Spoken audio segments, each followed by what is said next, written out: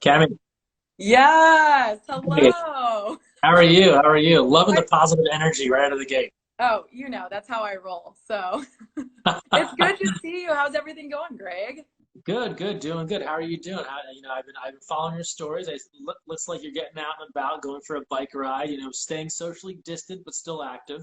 Yeah, super important is to keep the distance, but Yep. keep the energy up, keep the movement going, keep the mind right. That's all really important stuff. And I'm excited to kind of share some of my best practices about keeping my routine so that I'm in a good spot, that we can keep like being positive and keeping the energy right as we move through these kind of long days at home. And you segue right into what we want to talk about today. And I know that you work with a lot of athletes generally when times are normal in building good routine. But as you said, it's more important now than ever to not get down, right? You want to stay active, have a schedule. What are some key tips for folks that are maybe struggling to get into a routine and to keep that routine? Sure. I think, as athletes and as students, I mean, we're all creatures of habits and we like routine, we thrive in routine. So I've been using the choice of words to reroute routine, right? Because we know how to do it and we've done it every day. And so it's just a little bit different in how we're looking at our routines now. So, some helpful tips and some best practices. So, when you're starting your day, having a morning routine, how you wake up and start your day is incredibly important. And it might dictate how your day rolls and flows through the rest of the day. So, some good things to think about when you're doing your morning routine is try to keep it as similar, as consistent or familiar as it once was. So if you're at home now, you're doing homeschool, but you're waking up and you're starting your day, don't just grab your laptop from the nightstand and pull it over to your lap in your pajamas and lay in bed and do your day of schoolwork. Wake up, get dressed. If you typically shower in the morning, brush your teeth, brush your hair, and actually put on clothes to start your day. Now, it could be a nice pair of leggings and a nice sweatshirt, but get out of your pajamas and feel like you're participating, right? So get dressed and get ready, even if you want to put on a little bit of makeup, for all of our ladies out there, so you feel like you're ready to go for your day. Do that, but get ready. Get ready for your day and get dressed. Um, with that being said, now maybe you have time to sit down and have some breakfast.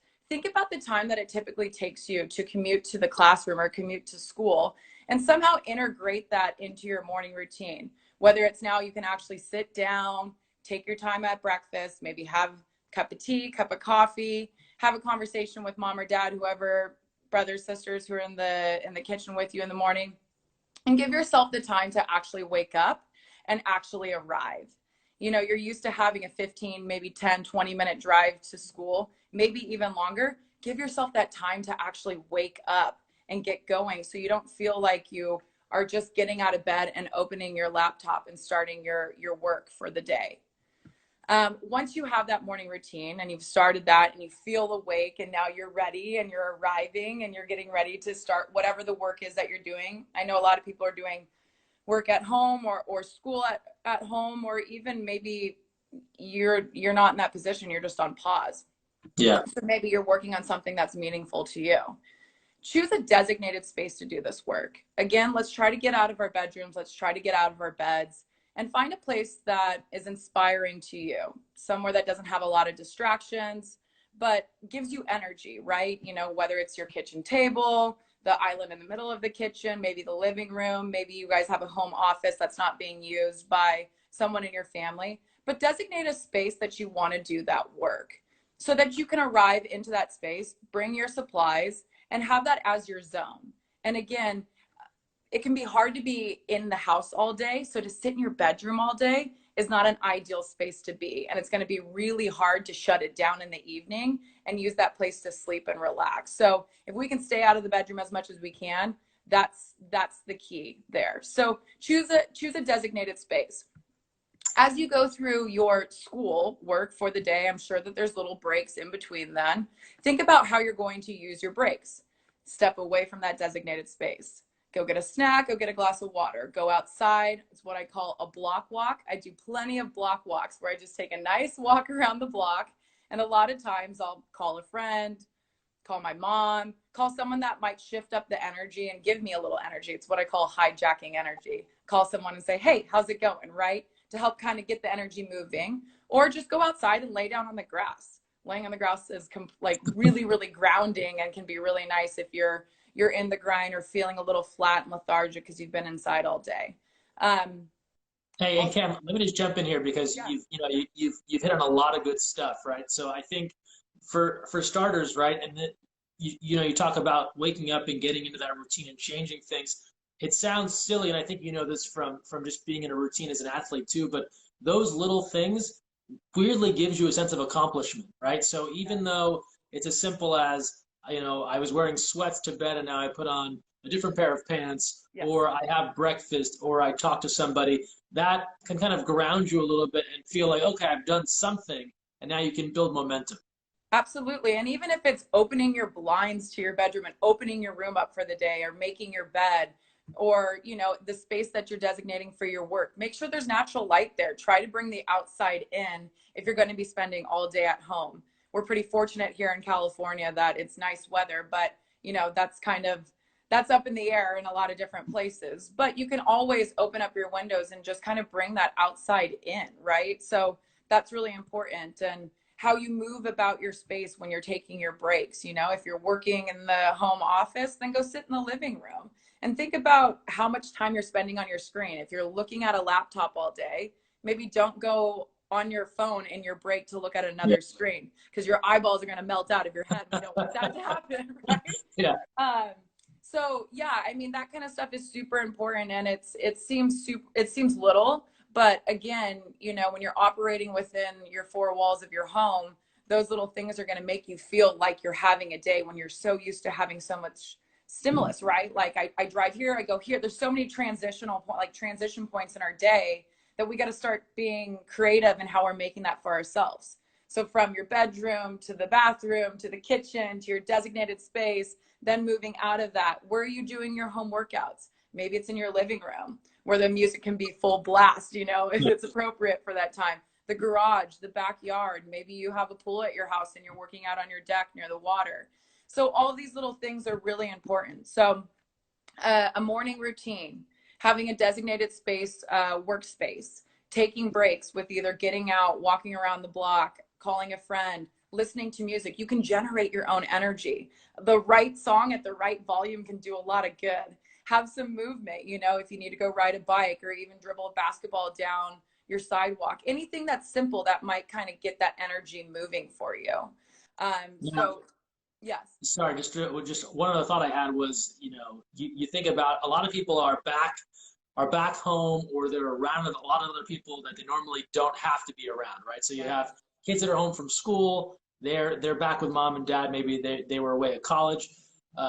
There's a lot of people in houses, or some houses right there, or where people live, apartments, whatever it might be. They don't have that much room, right? So they're feeling like they're on top of each other. I think you would agree that even if you make the slightest adjustment, right? So let's say, you were staring at, this wall for your schoolwork. It's like if you can go over to the other wall or somewhere else, even the slightest adjustment, to your point, it gets you out of that frame of mind of, this is what I see when I'm sleeping, this is what I see when I'm eating. Any little adjustment you can make, even if you don't have a lot of space, can make a difference mentally.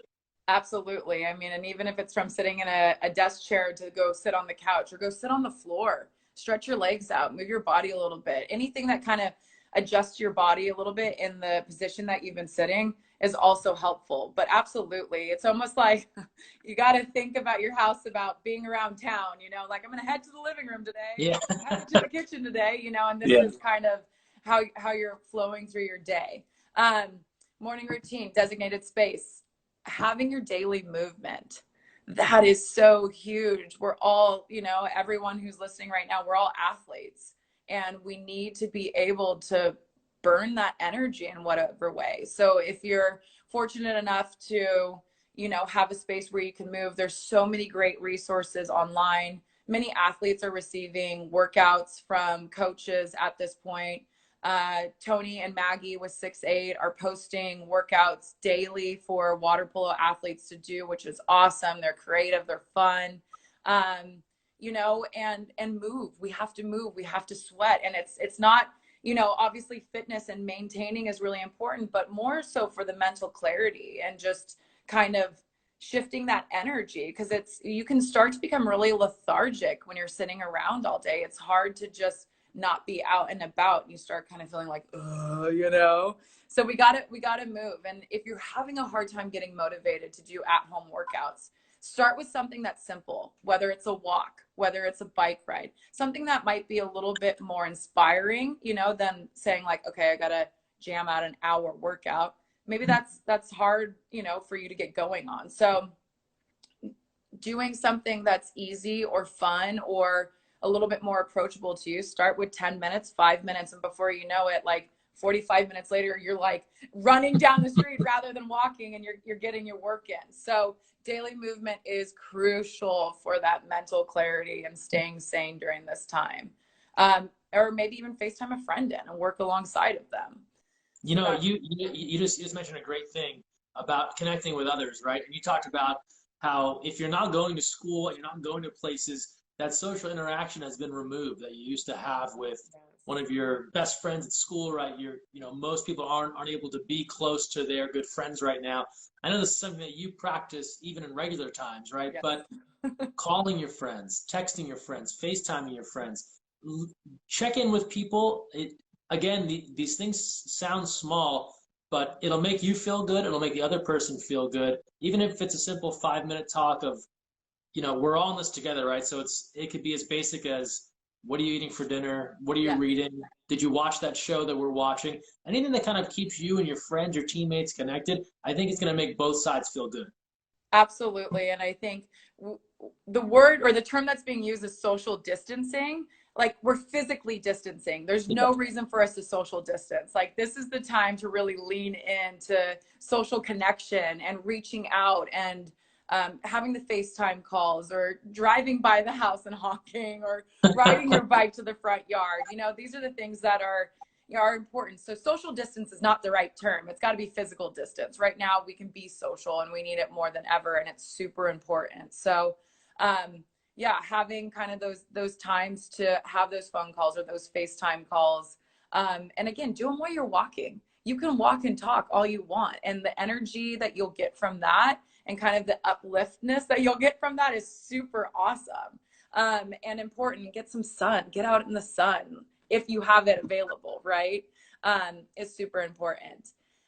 Lastly, maintaining a nighttime routine. Again, you know, shutting it down and closing it down for the day. It can be really hard. I think there's probably a lot of people, I know I'm experiencing disruption in sleep because you're not as busy and you're not burning as much energy, that it can be hard to say like, okay, how am I going to shut this down? So giving myself the time to have dinner at an appropriate time, and then, you know, as I said, you open up your room, you open up your blinds, you make your bed, you know, shutting down that space, getting it all cozy, reading a book, listening to mellow music. You know, maybe that's your time, you know, to play on your phone a little bit or watch a movie. However you kind of shut it down for the day and give yourself that time, it's important to continue to do that as well, so that it feels as normal as it possibly can. So morning routine, designated workspace, being creative in your breaks, whether it's dancing, listening to music, block walk, connecting with friends, having a snack, laying on the grass and grounding, and then having your daily movement. Maybe that's before you start your school, depending on, I know I got to get up and get out of the house and moving right away, or it's not going to be done. Having your daily movement kind of scheduled in there, eating dinner at appropriate time, and then shutting it down and starting again. And, you know, have some fun in there, be creative. I mean, people are doing puzzles, people are painting, people are, you know, making TikTok dance videos, which I'm like a huge fan of. Hello, I Of love me course. Of course. a good dance video, right? But there's so many cool, meaningful things to work on. People are cleaning out closets, cleaning out desks, you know, getting things organized. Work on something that's meaningful to you in this time, when you're not grinding on figuring out, you know, online school and all of that stuff.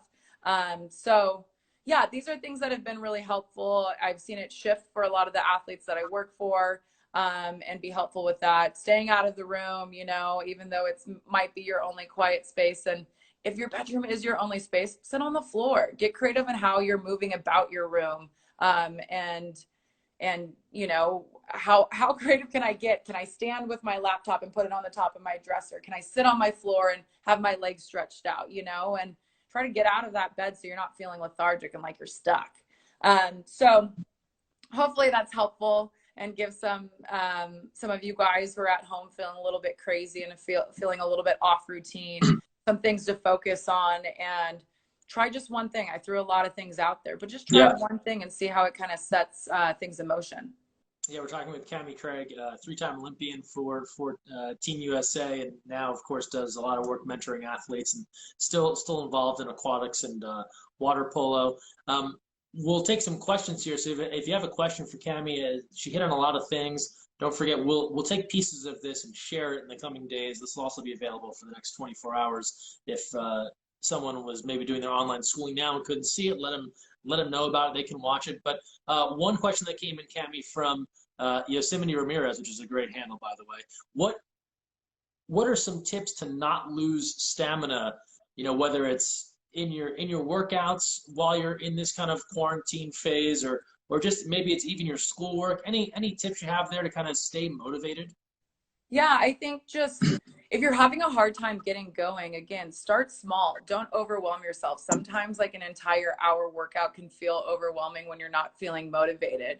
So starting small and allowing that to kind of build up from there. So if you're like literally gravity has taken you down into the couch and you're like, I can't get out for the day, just say, I'm going to take a 3-minute walk and I'm going to put my headphones in and I'm going to go.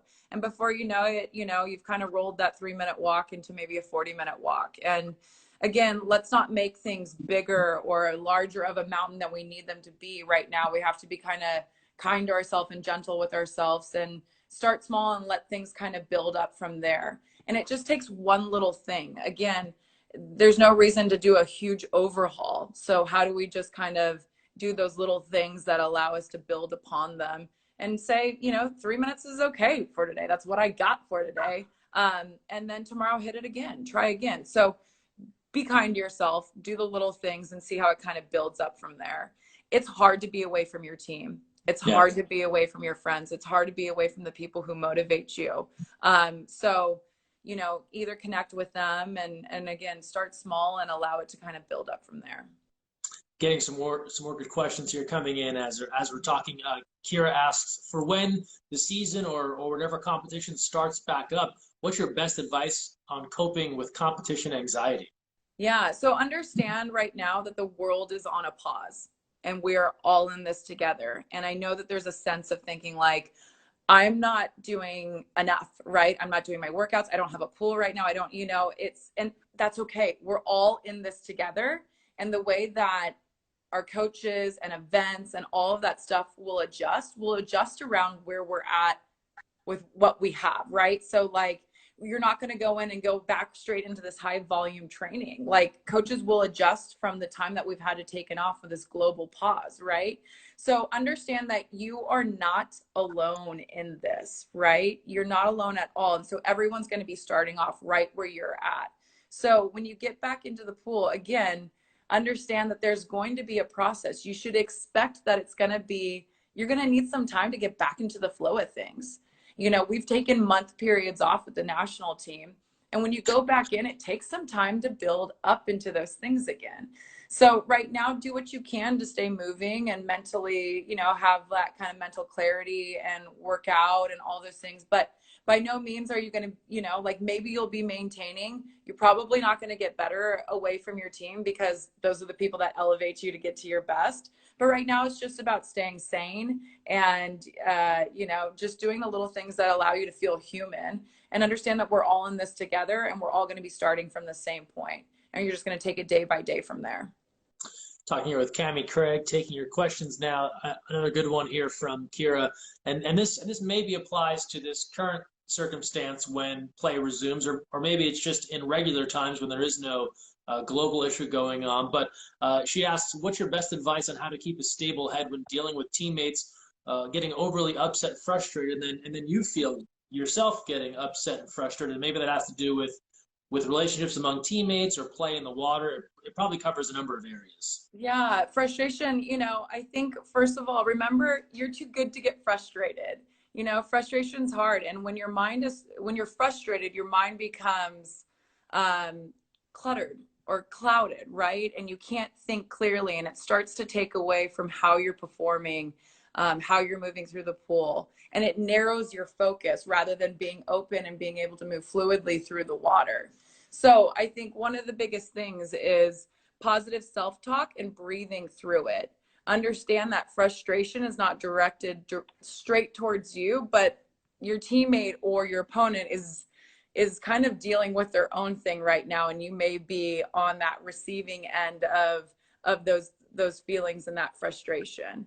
But I think for me, you know, is breathing through it, and knowing that that feeling will pass. It's not going to be there forever, and you know, just allow yourself to not let that heaviness of frustration get in the way, because it takes away from what you're out there doing, and that's just playing your best and getting the job done, right? And frustration is the quickest way to kind of cloud your mind and not allow you to think clearly. And so we want all of our athletes to go out there with a clear mind and be able to breathe through those moments of frustration and be able to play the best that they can.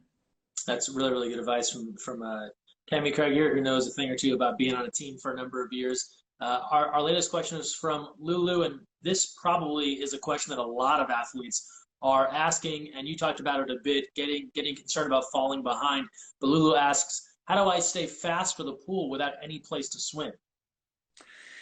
I mean, if you can't find a pool, that's where we're at. I think I mean, I feel like a total fish out of water.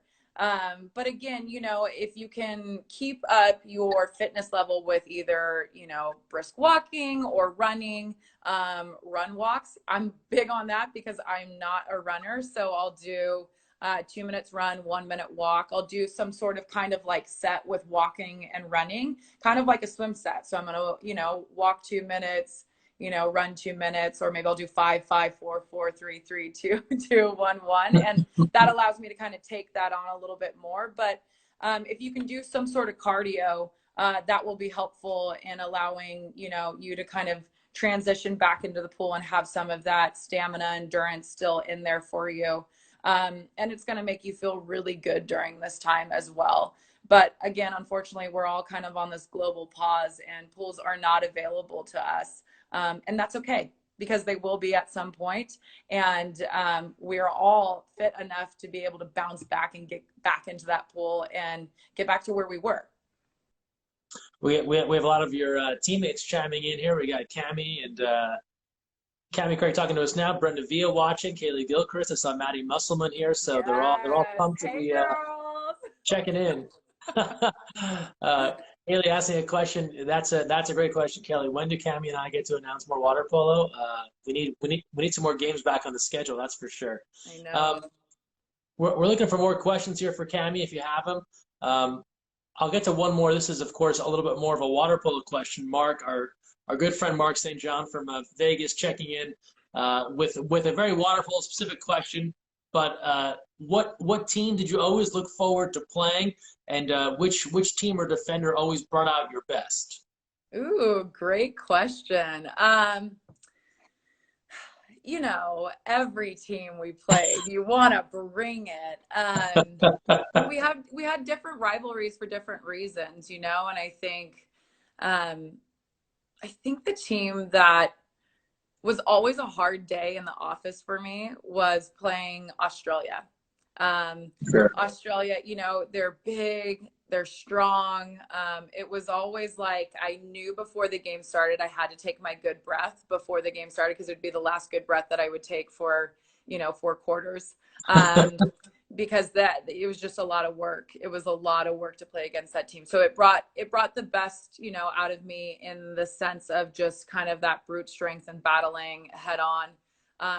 But you have teams like Spain and Italy that were very small, quick, mobile defenders. And I had to, you know, be a lot more creative in how I set, how I used my energy, how I was explosive, how I kind of flowed through my positioning. I couldn't just like lock up and go to work, because if I did that, it would look like I would be way too over aggressive and I'd be getting offensive after offensive. The ball would turn over, my teammates would be mad at me, and then I had no friends, right? So I'm kidding, but so it was just about, different teams and different defenders brought out different things, but Australia was always a hard day in the office, and I knew I put in a lot of work after those games were done. Talking with Cammie Craig here. We'll take a few more questions here if you have them. Before you go, though, I want to ask you about your work with Rise and about mentoring athletes. And I know that a lot of that takes place when there's more competition, whether it's water polo or other sports. What's that been like for you, and what do you offer to athletes for those that are interested in maybe getting mentored? Sure. So I joined Rise Athletes about 2 years ago. It's been probably some of the most meaningful work that I've done since I retired after the Rio Olympics in 2016. So what I do is provide one-on-one mentorship to athletes I've worked with as young as 12 and as old as 25. And what it is a 30-minute FaceTime call once a week. And we work on a lot of different things. Really, the athlete is the captain. They tell me where they're at and what they're working on, and I come up with different things and creative things that help them, support them, and allow them get to the goals that they're looking to get to, or help them through any sort of challenges that they're facing. Really, the main goal and the foundation of all the stuff that we're doing on our mentor calls is empowerment, allowing yourself to believe in what you're doing, and getting you to a place that you can go into any sort of situation, any competition, any conversation with a coach or a teammate, and feel confident in communicating kind of what your needs are, what you're looking to accomplish, where you might need support, a lot of avocation work, a lot of confidence building, and really just giving you the tools to feel comfortable and confident moving forward in being a leader in your space, whether that be in the classroom or in the pool. I've worked with over 15 different sports at this point, which is really cool, and some really awesome different sports like rock climbing and ice hockey, equestrian vaulting, downhill skiing. I've worked with all kinds of different sports, and really it doesn't matter what sport you play. It's all about the mental skill set, and how we're talking to ourselves and how we are getting ourselves prepared and moving through things. And really the idea is to get the athlete to a place where they're doing that all with confidence, and they can count on themselves to do that. So again, it's really customized to each athlete and what they're working on and where they feel kind of stuck or clunky, and helping them navigate that space. And it's really amazing to be able to use kind of that hard-earned experience over 20 years of being an athlete and 13 years at the top level to, just kind of package that up and deliver these to athletes in our future. So next generation is, it's amazing to be a part of helping them kind of navigate and explore what's out there for them. And it's important. I'm excited to be working with all of my athletes at this point have been female. So I've worked with over 40 young female athletes at this point. And I'm excited. I'm excited to be a part of our next wave of young female athletes and what they're capable of doing and empowering that. So again, if you're at all interested in wanting an Olympian in your back pocket, a mentor that's really here just to work with you one-on-one, give you that space that, I'm not a coach in that space. I'm not a parent. I'm not a teacher. I'm a mentor, and it's a really safe, non-judgmental place to where we can really navigate and problem solve together. So if you're at all interested in it, we can figure out, me and Greg can figure out how we can maybe share some links with you, but it's Rise Athletes. And I'd love to work with you. It would be awesome.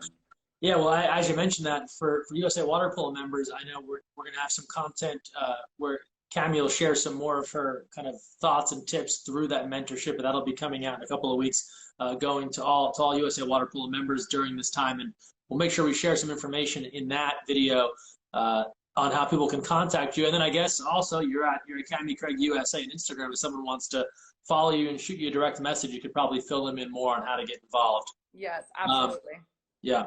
Cami, really, really good stuff here. I appreciate you taking some time to talk with us and share some of your tips on how to build a better routine, and hopefully it helps everyone that was watching. Awesome. Thanks, Greg. Appreciate it. Thanks for everyone who tuned in.